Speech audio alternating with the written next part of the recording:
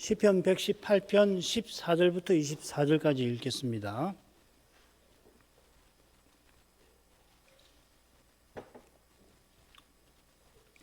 여호와는 나의 능력과 찬송이시요 또 나의 구원이 되셨도다.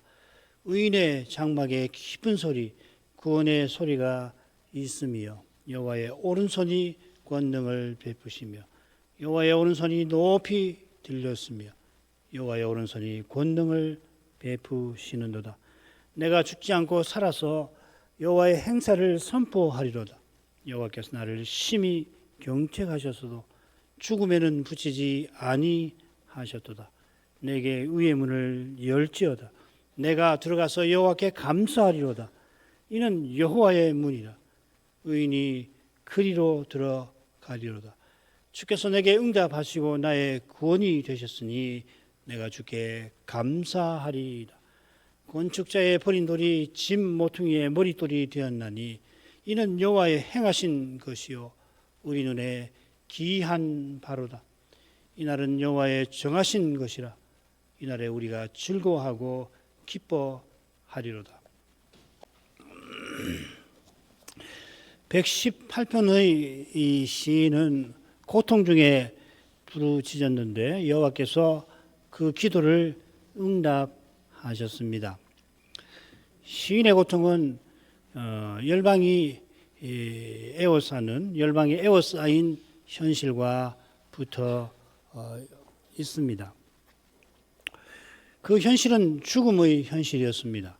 이 죽음은 개인의 죽음이 아니라 민족의 죽음, 아니 언약의 나라가 망해서 언약 백성은 살았으나 죽은 그런 상태입니다. 에스겔이 환상 가운데 골짜기에 가득한 마른 뼈를 보았는데 그가 본 그 이 마른 뼈들이 죽은 이스라엘, 곧 포로 잡혀간 이스라엘을 가리킵니다. 에스겔 37장 내용이죠.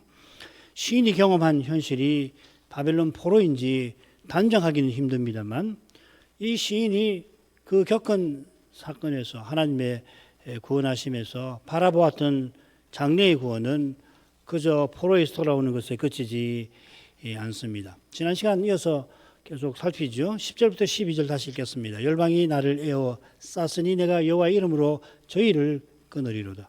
저희가 나를 에워싸고 에워쌌으니 내가 여호와의 이름으로 저희를 끊으리로다. 저희가 벌과 같이 나를 에워쌌으나 가시던 물에 불같이 소멸되었나니 내가 여호와의 이름으로 저희를 끊으리로다. 요점은 지난 시간 살폈습니다. 시인은 여전히 열방에 에워싸여 있긴 합니다만 장차 열방을 끊을 장래를 확신합니다. 3번이나 내가 여호와의 이름으로 끊으리로다 할 만큼 시인은 그런 확신에 서 있습니다.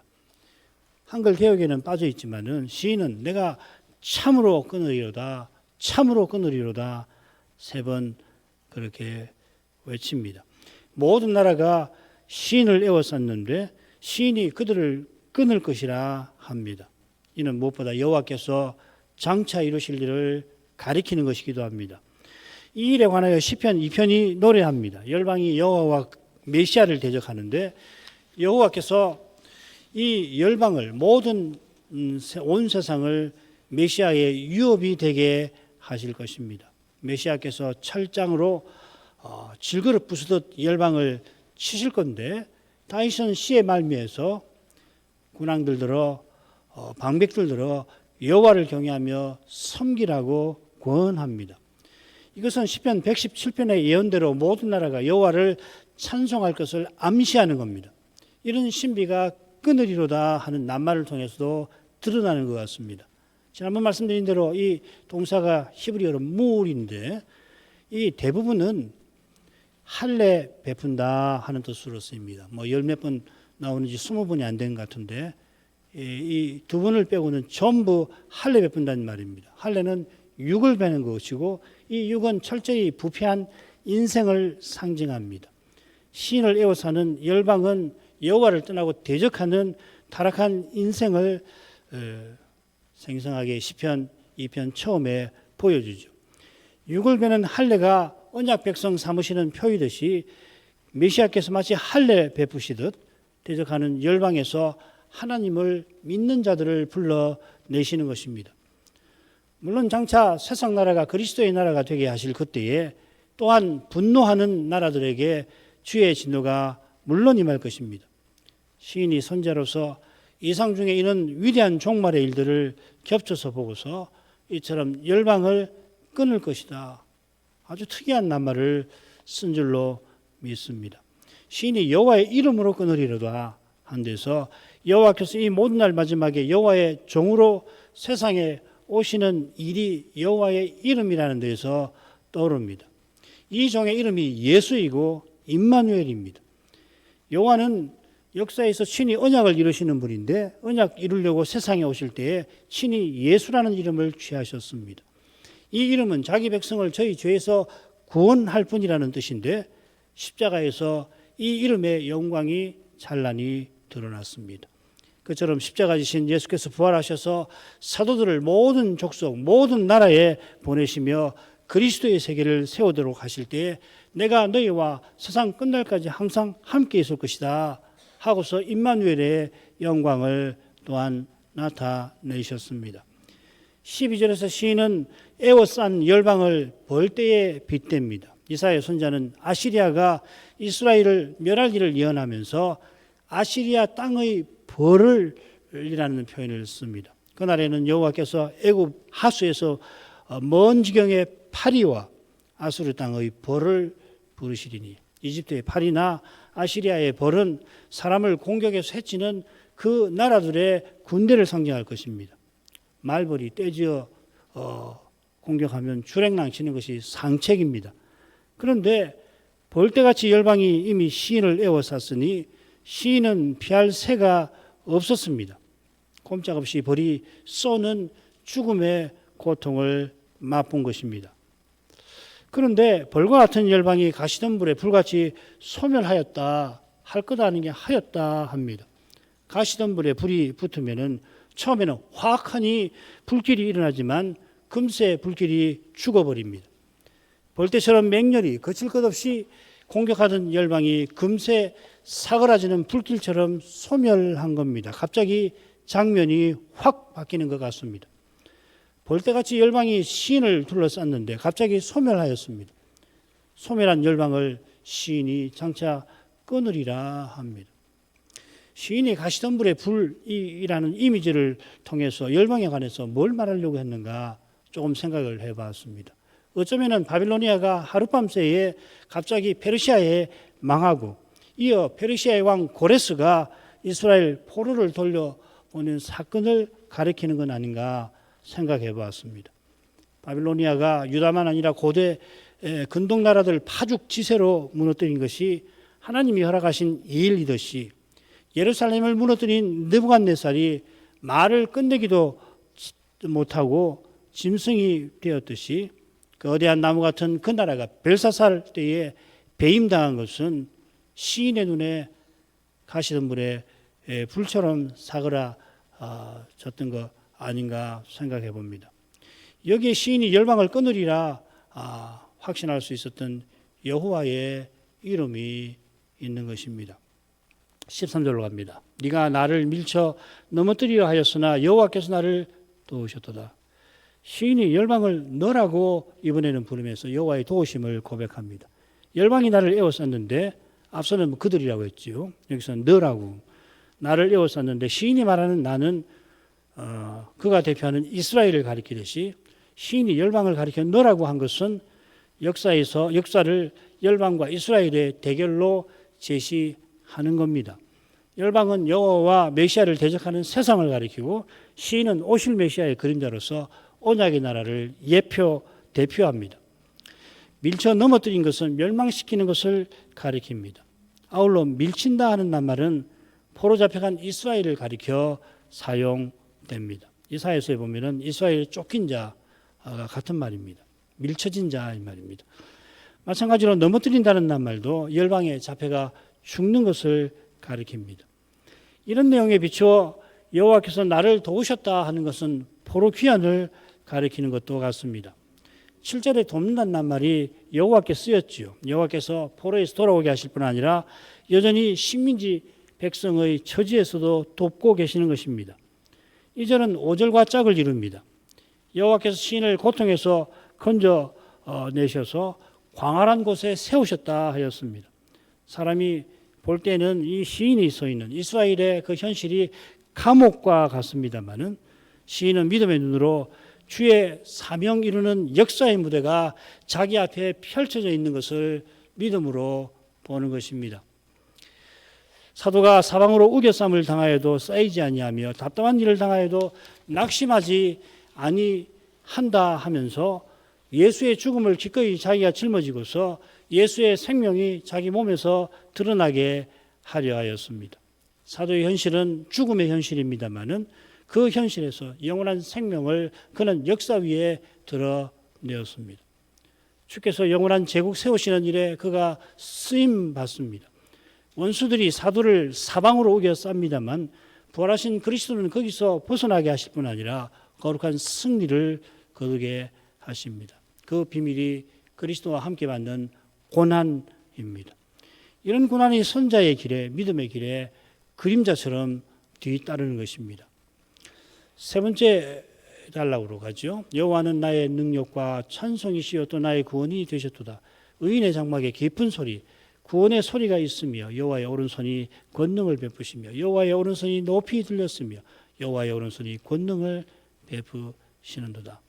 우리가 이 시를 7단락으로 나눴는데 4개의 홀수 단락이 이 구원하시는 하나님을 찬송하는 내용을 노래합니다.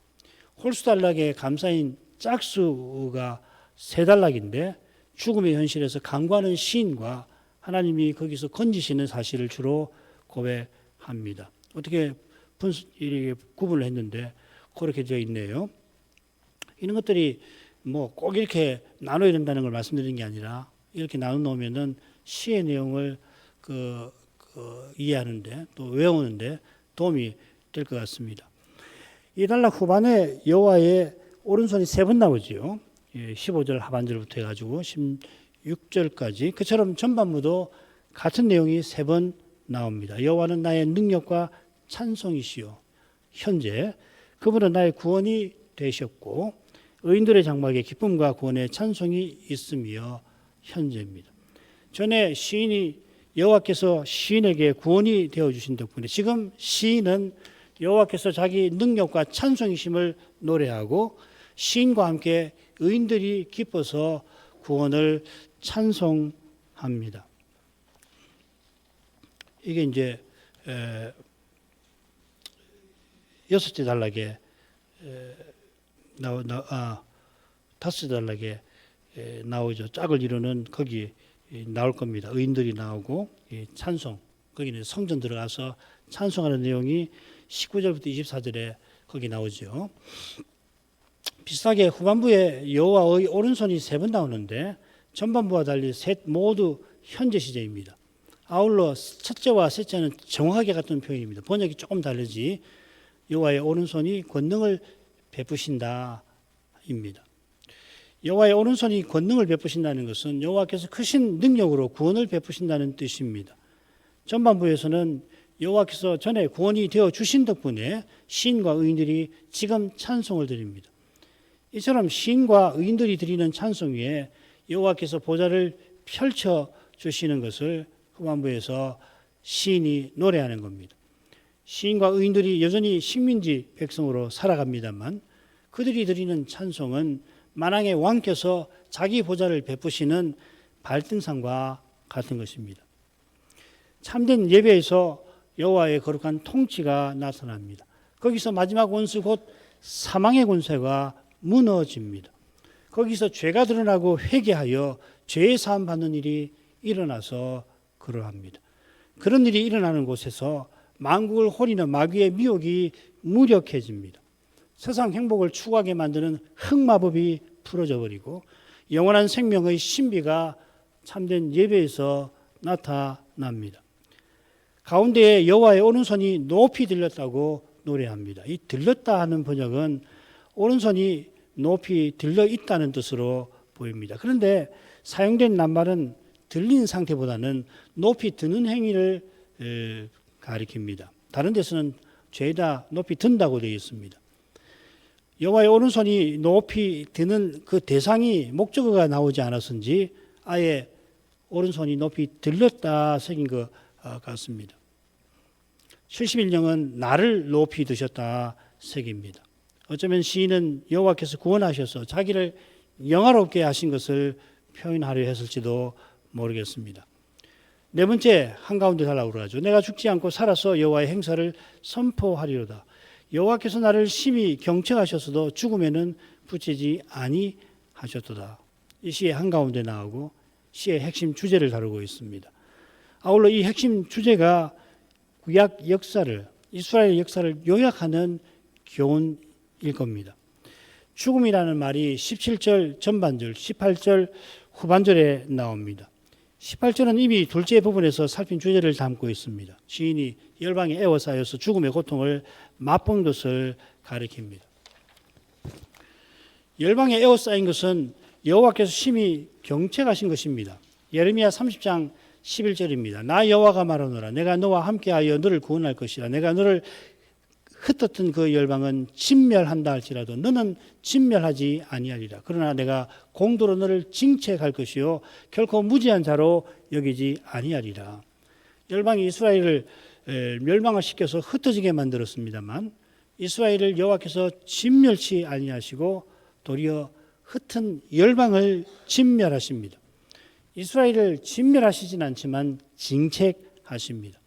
또한 이스라엘을 무지하다 여기지 않고 분명히 형벌하시긴 하는데 그 형벌은 징책, 징계의 성격을 지닙니다.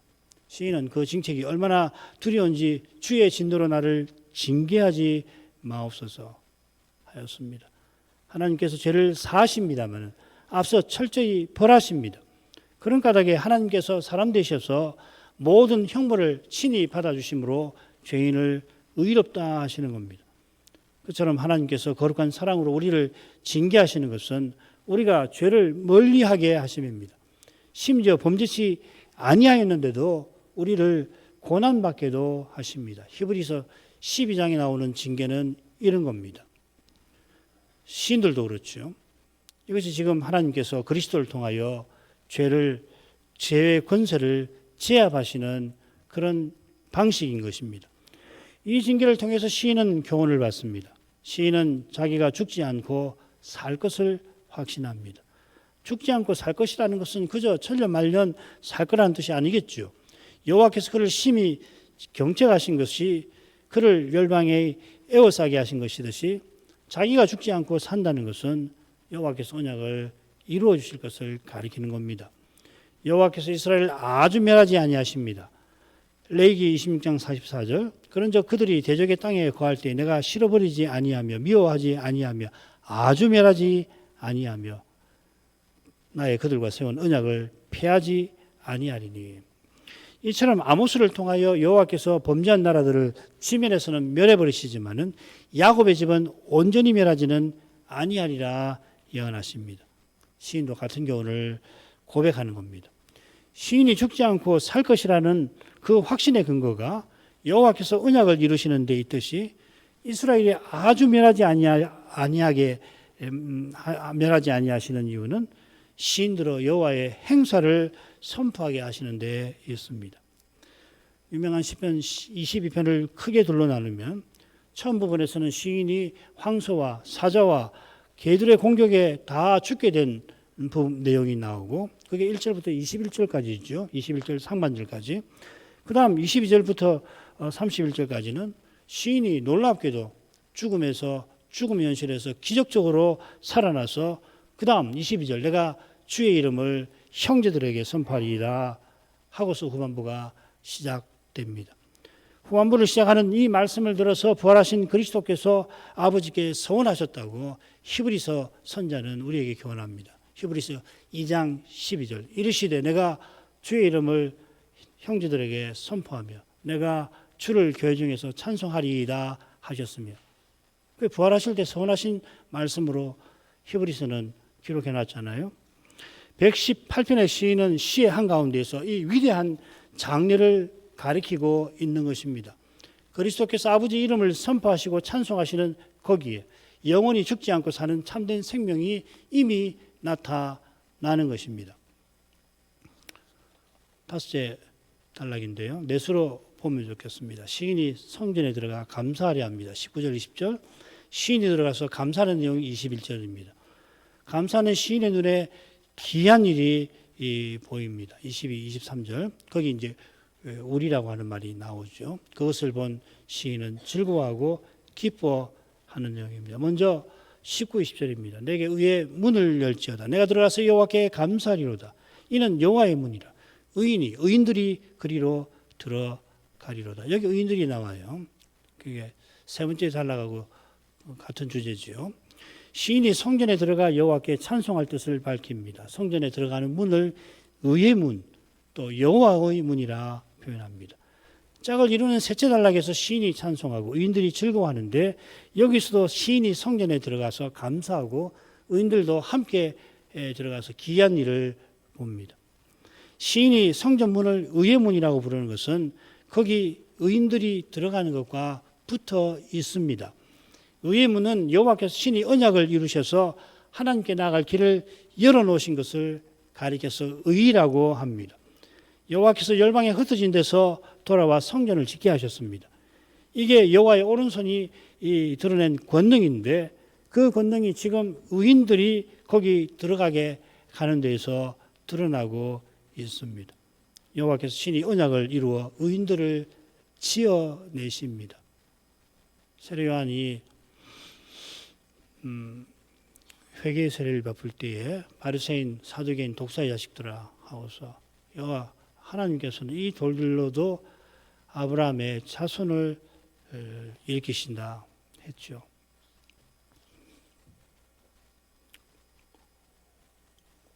새로 지으시는 것입니다. 에베소서 2장 10절 우리는 그의 만드신 바라, 그 지으신 바라 이 말이죠. 우리가 여기에 장차 그리스도 안에서 죄를 의롭다 하신 데서 환히 드러나죠. 우리가 원수였을 때에 그리스도께서 십자가를 지셔서 우리가 하나님의 아들들이 되게 하셨습니다. 의롭다 하심은 아들 삼으심을 가리키는데 아들 삼으신 우리가 하나님께 가까이 하게 하시는 것이 거룩하게 하심입니다. 이게 복음에는 하나님의 의가 나타나고 있다. 로마서 1장 17절의 뜻이기도 합니다. 하나님의 의에 우리의 의가 아니라 오직 하나님의 완전한 의에 우리의 구원이 있습니다. 따라서 이 우리의 구원을 가장 위태롭게 하는 것이 자기의를 추구하는 것입니다. 자기의를 추구하는 것만큼 하나님께 원수되는 것이 없습니다. 자기의를 추구하는 가장 극단적인 형태가 배도입니다. 말할 필요조차 없긴 합니다만은 시인이 의의 문을 내게 열지어다 하는 것은 하나님 은혜에 근거하는 거죠. 하나님이 부르시는 은혜에 근거합니다. 여호와께서 신이 언약을 이루어주신 그 사랑을 힘입어서 시인은 담대히 의의 문으로 들어갈 심정을 품는 것입니다. 은혜로만 하나님을 가까이 합니다. 이 당연한 진리를, 너무너무 당연한 이 진리를 잊어서 안 되는 겁니다. 그 다음 넘어가죠. 21절. 주께서 내게 응답하시고 나의 구원이 되셨으니 내가 주께 감사하리이다. 성전 들어가서 시인이 감사하리라 했는데 들어가 감사할 내용을 여기 간단히 밝힙니다. 앞에서도 밝혔죠. 19절에서는 감사하리라 했는데 여기서는 여호와를 부르며 감사하리이다 했습니다. 하리이다. 성전에 들어가서 여호와를 불러 감사하는 모습입니다. 감사하는 이유는 여호와께서 응답하시고 5절에 나왔죠. 자기의 구원 되어주신 것입니다. 이 나의 구원이라는 말이 짝을 이루는 셋째 단락에 똑같이 나오죠. 나의 구원. 여호와는 나의 구원이시다. 14절에 나옵니다. 그 다음 22, 23절 간단히 생각을 마치죠. 건축자의 버린돌이 집 모퉁이의 머릿돌이 되었나니 이는 여호와 행하신 일이요 그시요 우리 눈에 기이한 바로다. 여기 시인과 의인들이 나오죠. 감사하는 시인의 눈에 성전 머릿돌이 보입니다. 당시 이 머릿돌에 관한 무슨 격언이 있었는지 아니면 이 머릿돌에 관한 이야기가 전래되어 왔는지 그것도 아니면 성전 아닌 어떤 집을 건축할 때 있었던 일인지 우리로서는 도무지 알 길이 없습니다. 제가 백방으로 이 내력을 알아보려고 했지만 도무지 제 현재 상태에서는 이 내력을 알아낼 재간이 없습니다. 유대교 문화 등등 보았지만은 알 길이 없습니다. 시인은 머릿돌에 관련된 기이한 사실을 우리에게 전해줍니다. 건축자들이 버린 돌이 기이하게도 집 모퉁이의 머릿돌, 가장 중요한 돌이 되었다는 겁니다. 여기 이 버린다는 이 표현이 의미가 깊어요. 시편에서 이 표현은 여호와께서 배도한 이스라엘을 버리셨다, 또 주의 기름 부으신 자를 버리셨다. 이 시편 89편 이스라엘 멸망에 관한 부분 아닙니까? 이스라엘 왕을 버리신 거기에 이 낱말이 쓰였습니다. 이 사실은 열방에 에워싸여 죽음의 고통을 맛본 시인과 붙어있는 표현이죠. 시인은 성전에 들어가 여호와의 영광을 뵙고서 건축자들이 아무 쓸모없다고 버린 그 돌이 성전에 가장 쓸모있게 쓰인 것처럼 여호와께서 장차 메시아를 보내어 영원한 성전 세우실 날을 바라보았던 것 같습니다. 아모스가 장차 여호와께서 열국을 심판하실 때 다윗의 퇴락한 장막을 일으키실 일을 예언하였습니다. 훗날 예루살렘 회의가 소집될 때 야고보가 이 예언을 인용하면서 이방인이 하나님께 돌아오는 역사 현실을 바르게 해석하죠. 이 예언대로 이루어진 것이다. 앞서 똑같은 역사 인식을 베드로가 밝혔는데 그는 자기의 첫째 서신 베드로 전서에서 바로 이 시편을 인용하여 이방인도 사람에게 버림받은 예수께 나와 함께 신령한 집, 영원한 성전으로 세워져 간다는 것을 전하고 있습니다. 시인 안에 계신 그리스도의 영께서 이 위대한 장래, 가장 위대한 메시아를 시인들어 바라보게 하신 줄 믿습니다. 예수께서 산돌 되신 이것은 참으로 여호와께서 행하신 일입니다. 여호와께서 여호와의 종이 되셔서 친히 행하신 일입니다. 이만큼 친히 행하신 일이 어디 있습니까? 이보다 귀한 일이 우리에게 없는 것입니다. 그처럼 옛적 시인과 함께 성전에 들어가서 여호와의 구원에 감사하던 의인들의 눈에도 그런 귀한 일이 보였던 줄 압니다. 이 부분 다음 시간에 좀 더 생각하도록 하십시다. 거룩하신 아버지, 구약 시인을 통하여서 오실 메시아와 하나님 나라를 그 당대 백성에게 알려주실 뿐 아니라 오신 그리스도와 다시 오실 그 재림의 날을 저희도 바라보게 하십니다. 시인과 의인들이 성전에 들어가서 하나님의 구원에 감사할 때 그들의 눈에 귀한 일이 보였는데 그 일이 얼마나 귀한 것이면 메시아께서 세상에 오셔서 십자가와 부활로 이루신 거기서 그 얼마나 귀한 것이 환히 드러났습니다. 사람에게는 버림받으신 그 예수께서 하나님께 택하신 돌이 되셨습니다. 베드로는 부활하신 이 그리스도를 산돌이라 부르며 우리가 그리스도를 믿어 그분 안에서 산돌들이 되어서 함께 신령한 집으로 지어져 간다 교훈합니다. 사도가 구약 계시의 이 정수를 깨닫고서 우리에게 전해준 덕분에 저희가 이 구약 시인의 시에서도 그리스도의 거룩한 빛을 조금이지만 밝히 보게 하십니다. 이 지식이 실로 귀한 것을 맛볼 수 있게 하시옵소서. 이 시대에 하나님의 전으로 거룩한 집으로 그리스도의 몸답게 거룩하게 서나가는 이것이 얼마나 귀한 일인지, 이런 일이 이 시대에 가능한 건지, 다른 시대도 물론 귀한 일이지만 이처럼 세속화되어 있는 이런 시대에 하나님의 교회가 그리스도의 몸으로 존재하는 이것을 깨닫는 것이 실로 귀한 것을 맛보게 주옵소서. 그리스도를 참으로 믿는 이것이 하나님께서 행하시는 일임을, 주님의 교회가 거룩한 교회로 서나가는 것이 하나님께서 하시는 일임을 고백합니다. 예수님 이름으로 기도합니다. 아멘.